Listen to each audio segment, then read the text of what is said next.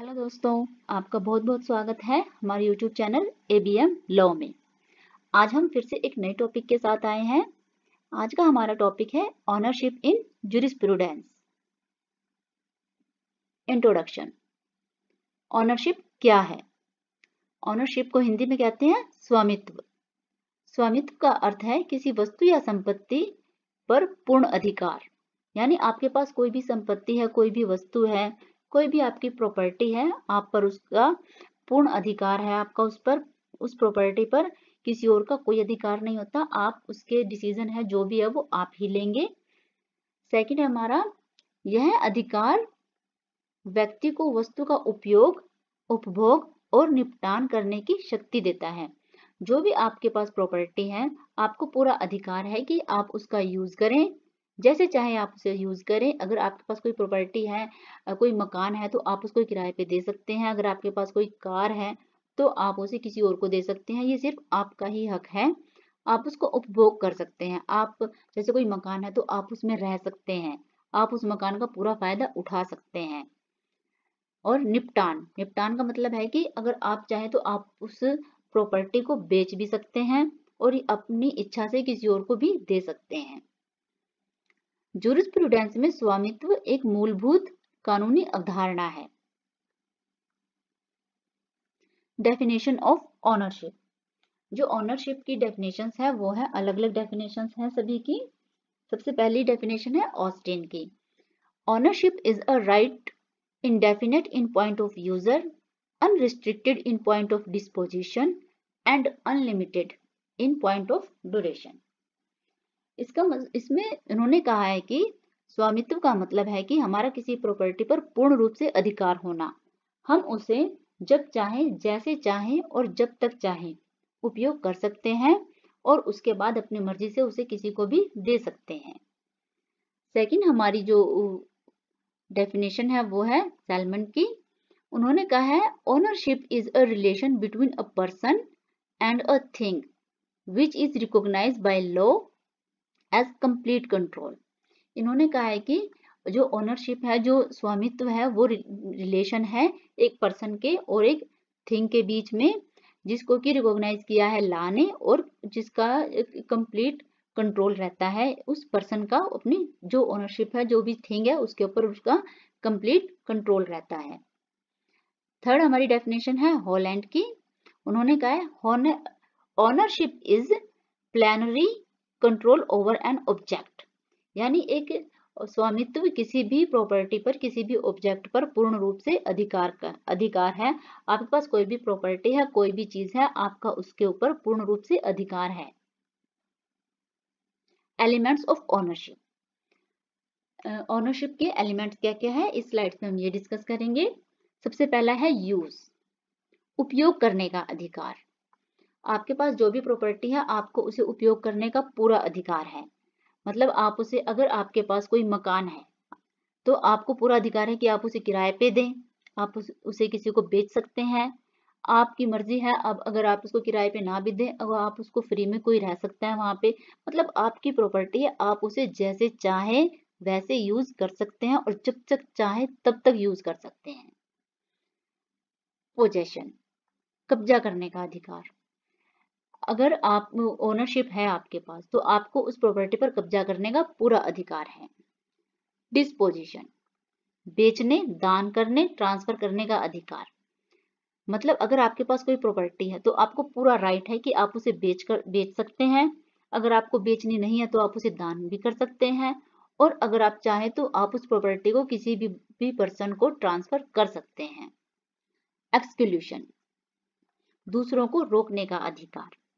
यानी अगर आपकी प्रॉपर्टी है, आपके ओनरशिप है, तो आपको पूरा हक है कि आप रोक सकते हैं। जैसे कि आपके पास मकान है तो आपको पूरा हक है कि उसमें सिर्फ वही पर्सन रह सकता है जिसे आप चाहते हैं।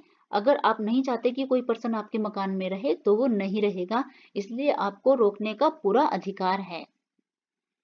ड्यूरेशन, स्थायी या अस्थायी स्वामित्व। ऑनरशिप वर्सेस पोजेशन, यानी कि स्वामित्व क्या है और कब्जा क्या है, इन दोनों में हम अंतर करेंगे। अब जो स्वामित्व है वो है कानूनी अधिकार। इसमें लीगल राइट होता है, मतलब उस जो भी स्वामी है, जिसके पास भी ओनरशिप है, उसे लीगल राइट होते हैं कुछ भी करने का। सपोज आपके पास कोई प्रॉपर्टी है और आपने किसी किराएदार को छोड़ा है, उसमें कुछ समय के रहने के लिए किराएदार रखा हुआ आपने, लेकिन वो किराएदार को आपको पूरा हक है कि आप उसे 1 महीने का नोटिस देके कभी भी निकाल सकते हैं। तो इसमें आपके पास कानूनी अधिकार रहते हैं। वास्तविक नियंत्रण, इसमें सिर्फ आपका नियंत्रण रहता है, आपका अधिकार कुछ नहीं होता कब्जा में, पोजेशन में। और जो ओनरशिप है इसमें स्थायी और सुरक्षित है, इसमें सब कुछ स्थायी रहता है और सुरक्षित रहता है। मतलब आपकी प्रॉपर्टी, अगर आपके पास प्रॉपर्टी है तो वो आपकी ही रहती है, वो किसी और के पास नहीं जा सकती, उस पर सिर्फ आपकी ही ओनरशिप रहती है। कब्जे में जो पोजेशन है इसमें अस्थायी हो सकता है, इसमें अगर आपकी कोई प्रॉपर्टी है तो वो, अगर वो आप उसके ओनर नहीं है तो वो आपकी नहीं रहेगी, सिर्फ आपने कब्जा किया हुआ है, वो किसी और के पास जा सकती है, कोई और भी उस पर कब्जा कर सकता है। थर्ड है ट्रांसफर किया जा सकता है, अगर आपकी प्रॉपर्टी है तो आप उसे किसी और को ट्रांसफर कर सकते हैं, अगर आपकी इच्छा है तो, अगर आपका मन है तो आप उसको किसी और को ट्रांसफर कर सकते हैं। आप पोजेशन में है, हर बार ट्रांसफर संभव नहीं है। फोर्थ है कानून द्वारा मान्यता प्राप्त, जो ऑनरशिप है, जो स्वामित्व है, इसमें कानून द्वारा मान्यता प्राप्त होती है, मतलब आपको पूरा राइट होता है कि आप अपनी प्रॉपर्टी को कुछ भी करें, जो आपका मन है आप अपनी प्रॉपर्टी के साथ वो कर सकते हैं। मैंने यहाँ पे प्रॉपर्टी का एग्जाम्पल लिया है। और जो पोजेशन है इसमें है केवल तथ्यात्मक स्थिति, कुछ ही फैक्चुअल सिचुएशन में ही आपको मान्यता प्राप्त होती है, अदरवाइज मान्यता प्राप्त आपको नहीं होती।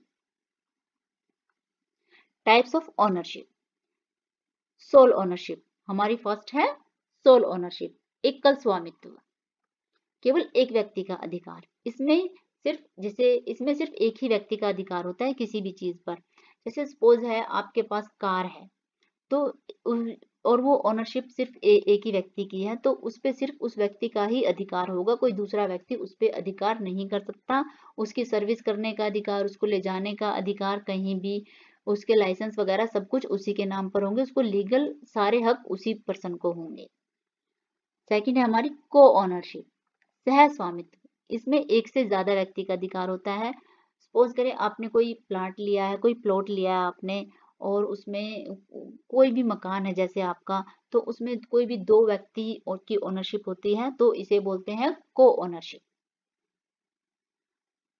ट्रस्ट ओनरशिप, जो ट्रस्ट होते हैं उनकी जो उस पे आधारित होती है ये ट्रस्ट ओनरशिप। जो ट्रस्टी होते हैं, आपने सुना होगा कि कोई ट्रस्ट होता है उसके काफी सारे ट्रस्टी होते हैं, तो उन जो ट्रस्टी होते हैं, वो जो भी पर्सन होते हैं, वो उनके पास कानूनी अधिकार होते हैं, वो कानूनी तौर पर उसके स्वामित्व होते हैं, तो उनके पास ही सारे अधिकार भी होते हैं उस ट्रस्ट को लेके। ओनरशिप इन सेवरलिटी, किसी व्यक्ति का एक्सक्लूसिव और विशेष अधिकार है ये। जॉइंट ओनरशिप, सभी मालिकों के समान अधिकार। ज्वाइंट ओनरशिप में अगर कोई प्रॉपर्टी है और उसके काफी सारे ओनर हैं तो उसे बोलेंगे ज्वाइंट ओनरशिप। इसमें सभी जो मालिक हैं उसके उनका समान अधिकार होता है, सभी के लीगल राइट्स होते हैं।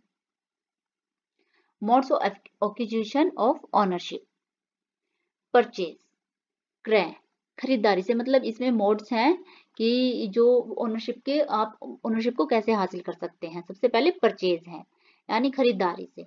अगर आपने किसी चीज को खरीदा है तो इसका मतलब ये है कि आप उसके ओनर हैं, आप उसके मालिक हैं, कानूनी तौर पर आप ही उसके मालिक हैं। आप उस प्रॉपर्टी के साथ अब जो चाहे वो कर सकते हैं, मतलब आप उसके मालिक हैं, अब आपकी ही वो प्रॉपर्टी है बस।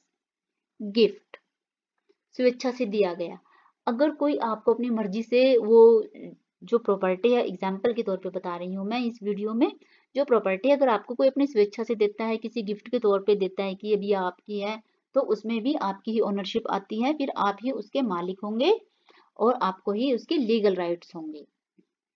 इनहेरिटेंस, उत्तराधिकार, अगर पैतृक संपत्ति है, अगर कोई आपको पीछे से संपत्ति मिली है, जैसे पेरेंट्स की संपत्ति होती है बच्चों को मिलती है, तो वो लीगली उनकी हो जाती है और उनके जो राइट्स होते हैं प्रॉपर्टी को लेके जो भी, वो सब उन्हीं के होते हैं, और जो ओनरशिप होती है वो भी उनके बच्चों की होती है, तो इसे बोलते हैं पैतृक संपत्ति।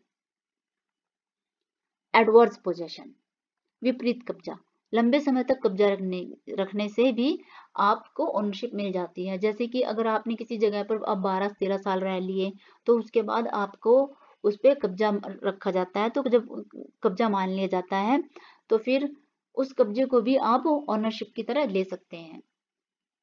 ऑक्यूपेंसी, अधिग्रहण, किसी खाली संपत्ति को कब्जा कर लेने से। अगर कोई खाली संपत्ति है, सपोज कीजिए आपका मकान है और उसके आसपास कोई खाली जगह पड़ी हुई है और आपने धीरे धीरे उसको भी अपने उसमें ले लिया, आपने उसको यूज कर लिया है, कब्जा कर लिया है, तो उसकी ओनरशिप भी आपकी ही रहेगी।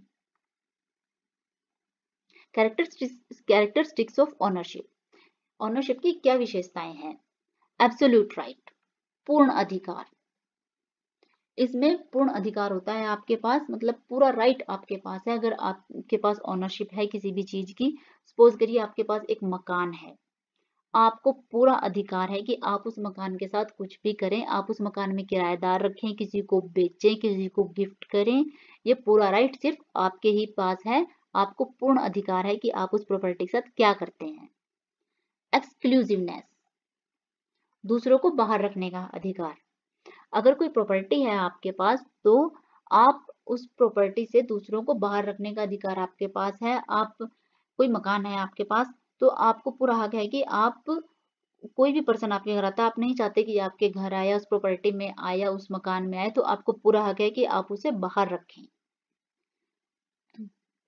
हेरिटेबिलिटी, उत्तराधिकार में जाने योग्य है। जो उत्तराधिकार में जाने योग्य है उन्हें भी ओनरशिप मिलती है।